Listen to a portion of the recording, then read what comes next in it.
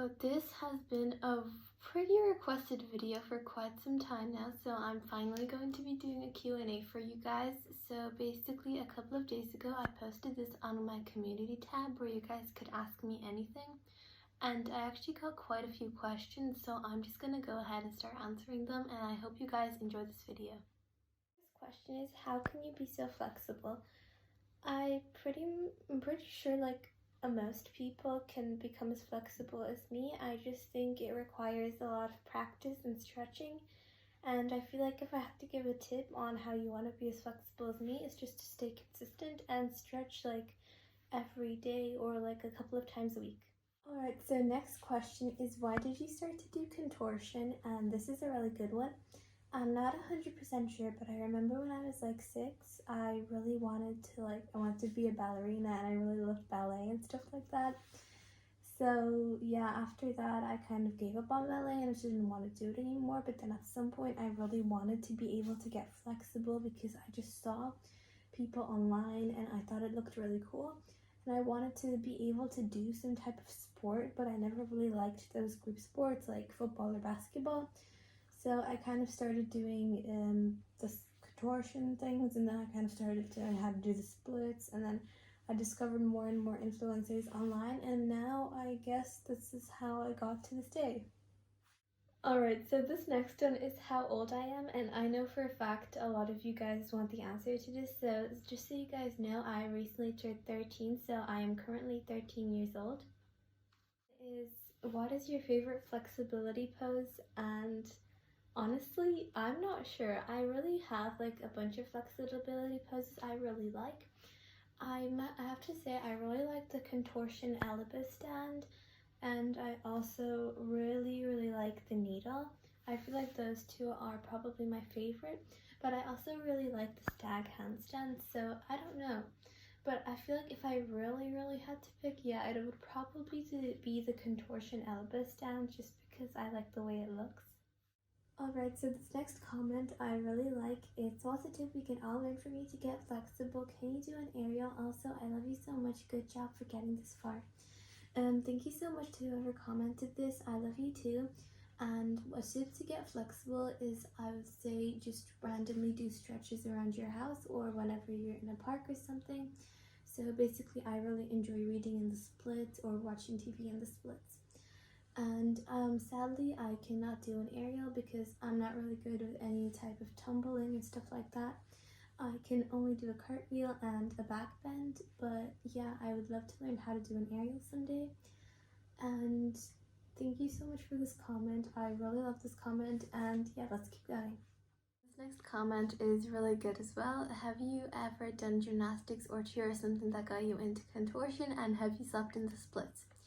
So no, like I said, I have done ballet when I was 6 or something, but that was more just a bunch of jumping around and that type of thing.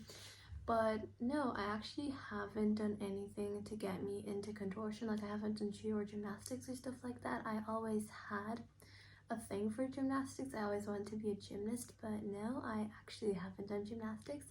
I kind of started doing contortion because of the stuff I was watching online.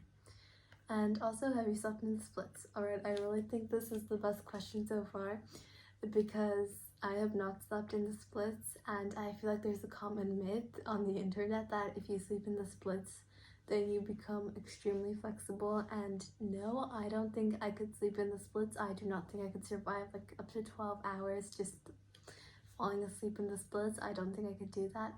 But yeah, I have not slept in the splits, and thank you so much to whoever commented this. This next one is really good too. It's, what is your biggest oversplit? And that is a really good question because I actually have no idea, but I guess we'll just test it out, and I'll just clip in a video here to show you guys my deepest oversplit.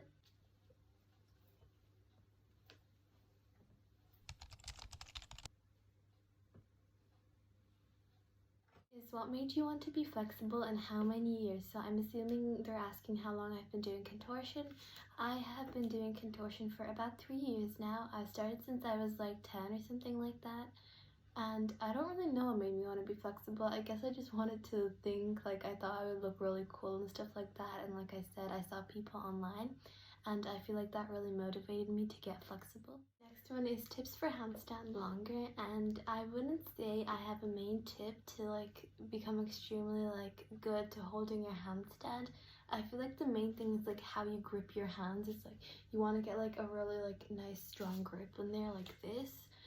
And also another thing, I know you've probably heard this before, but again, just practice, practice, and practice.